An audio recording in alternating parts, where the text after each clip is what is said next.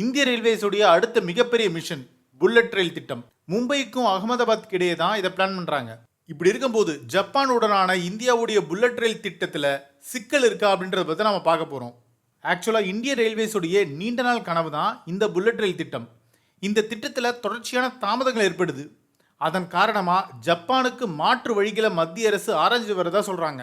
பிரதமர் நரேந்திர மோடியோட விருப்பமான திட்டம் தான் இந்த அகமதாபாத் மற்றும் மும்பைக்கு இடையேயான முதல் புல்லட் ரயில் திட்டம். தேசிய அதிவேக ரயில் கார்ப்பரேஷன் லிமிடெட் தலைமையிலான இந்த திட்டத்துக்கு சுமார் 1.08 லட்சம் கோடி ரூபாய் செலவாகும்னு எதிர்பார்க்கப்படுது. இந்த ரயில் அதிகபட்சமாக மணிக்கு 350 கிலோமீட்டர் வேகத்தில் இயங்கும்னு சொல்கிறாங்க. 508 கிலோமீட்டர் தூரத்தை 3 மணி நேரத்துக்குள்ளே கடக்கும் அப்படின்னு சொல்கிறாங்க.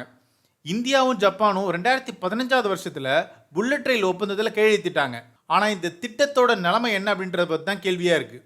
சமீபத்தில் வெளியான ஒரு அறிக்கையின்படி 2026 வருஷத்தில் இந்த சேவையை தொடங்க மத்திய அரசு விரும்புகிறாங்க. ஆக்சுவலாக குஜராத் தேர்தலுக்கு ஒரு வருஷத்துக்கு முன்னாடியே இதை பிளான் பண்ணுறாங்க. இருந்தாலும் ஜப்பான் கம்பெனியால் அந்த டெட்லைனுக்குள்ள உறுதிப்பாட்டை வழங்க முடியல. இந்த புல்லட் ரயில் திட்டத்துடைய பல கூறுகளுக்கான உலகளாவிய டெண்டர்ஸை தயாரிக்கிறதுக்கான உள் உத்தரவு செப்டம்பரில் வெளியிடப்பட்டுச்சு. ஆனால் ஜப்பானில் ஆட்சி மாற்றம் வந்துருச்சு. அதனால் டெண்டர்ஸ் நிறுத்தி வைக்கப்பட்டிருக்கு. மேலும் புதிய அரசாங்கத்துக்கு பதிலளிக்க நேரம் வழங்கப்படுது அப்படின்னு சொல்கிறாங்க. இந்த புல்லட் ட்ரெயின் இயக்கிறதுக்கான எல்லா தொழில்நுட்ப வசதிகளையும் ஜப்பான் வழங்கிட்டு வராங்க. இப்படி இருக்கும்போது ட்ரெயின் செட்ஸ் மற்றும் சிக்னலிங் சிஸ்டமை ஜப்பானிய சப்ளைஸ் கிட்ட இருந்து மட்டுமே வாங்கணும் அப்படின்னு ஆர்வமாக இருக்காங்க. இந்த திட்டத்துடைய விலை மற்றும் அதை முடிக்க எடுக்கப்பட்ட நேரம் பற்றியும் அரசாங்கம் விவாதிக்கிறாங்க. தேசிய அதிவேக ரயில் கார்ப்பரேஷன் லிமிடெட் இந்த திட்டத்துக்காக ஏற்கனவே 60,372 கோடி ரூபாய் செலவிட்டிருக்காங்க. இந்த செலவுடைய பெரும் பகுதி எதுக்கெல்லாம் இருக்குன்னு நம்ம பார்ப்போம். ஃபர்ஸ்ட் புல்லட் ரயிலுக்கான உள்கட்டமைப்பு உருவாக்கணும். அடுத்ததா வயடக்டை கன்ஸ்ட்ரக்ட் பண்ணணும். மூணாவதா வருது கேஸ்டிங் அண்ட் லான்ச்சிங். நாலாவது ரயில் மட்ட அடுக்குகளை அமைக்கணும். இந்த மாதிரி விஷயத்துக்கெல்லாம் செலவிடப்பட்டிருக்கு. இது ரயில் பெட்டிகளை வாங்குறதுக்கும் சிக்னலிங் சிஸ்டம் அமைக்கிறதுக்கும் செலவழிக்கிறதுக்கான சிறிய வித்தியாசத்தை அதிகரிக்குது. இதை வச்சு பார்க்கும்போது இந்த திட்டத்துடைய செலவு மேலும் அதிகரிக்கும்னு எதிர்பார்க்கப்படுது. ஆனால் இப்போ விநியோகஸ்தர்களை பாதியிலே மாற்றுறது அவ்வளவு எளிதான காரியம் இல்லை.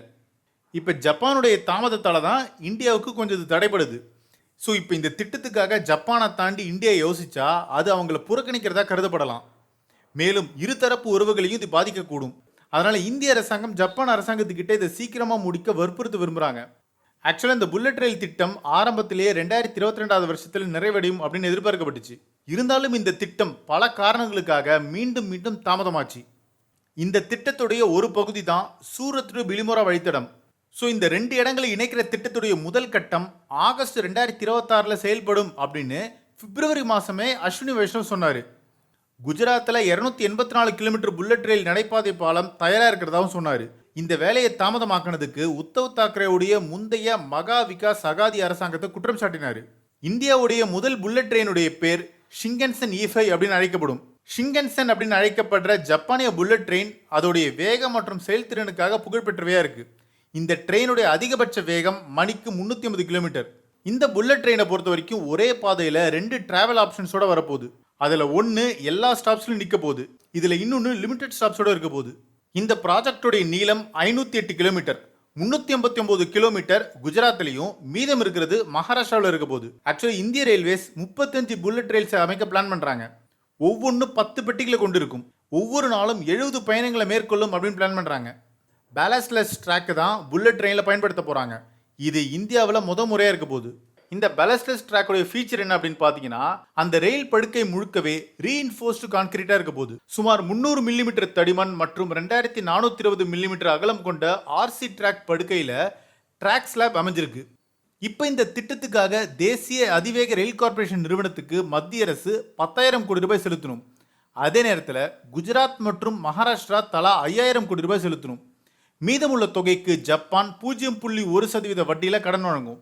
இதெல்லாம் ஒரு பக்கம் இருக்கும்போது இந்த திட்டத்துக்கான செலவுகள் அதிகரிச்சே இருக்கு. அதனால இதுக்கு எதிர்கட்சிகள் கடுமையாக மத்திய அரசை கண்டிச்சாங்க. இதில் முக்கியமாக காங்கிரஸ் கட்சி கடுமையான கண்டனங்களை சொல்லியிருக்காங்க. அவங்க என்ன சொல்லியிருக்காங்கன்னா, இந்த திட்டத்துக்கான ஆரம்ப செலவு மதிப்பீடு 1.08 லட்சம் கோடி ரூபாய் இருந்துச்சு. அதுக்கப்புறமா அந்த செலவு 1.65 லட்சம் கோடியாக திருத்தப்பட்டுச்சு. ஆனால் இது நிறைவடையும் போது 2 லட்சம் கோடி ரூபாய் செலவாகும்னு எதிர்பார்க்கப்படுது. அப்படின்னா இது 1 கிலோமீட்டருக்கான செலவே 398 கோடி ரூபாயா இருக்கு. இந்த திட்டம் இந்தியாவுக்கு மிகப்பெரிய கடன்கள்ல ஒண்ணா மாறும் அப்படின்னு காங்கிரஸ் கடுமையா விமர்சனம் பண்ணாங்க. ஸோ இந்திய ரயில்வேஸ் உடைய மிகப்பெரிய மிஷனா இந்த புல்லட் ரயில் திட்டம் இருக்க போகுது. ஆனா அதுக்கான தாமதங்களும் அதிகமாயிட்டே வருது. ஸோ இந்திய ரயில்வேஸ் உடைய இந்த கனவு திட்டம் எப்போ வரப்போகுதுன்னு பொறுத்திருந்து பார்ப்போம். இதை பத்தி உங்க கருத்துக்களை கமெண்ட் செக்ஷன்ல சொல்லுங்க. இது ஒன் இண்டியாவுக்காக ஆனந்தன்.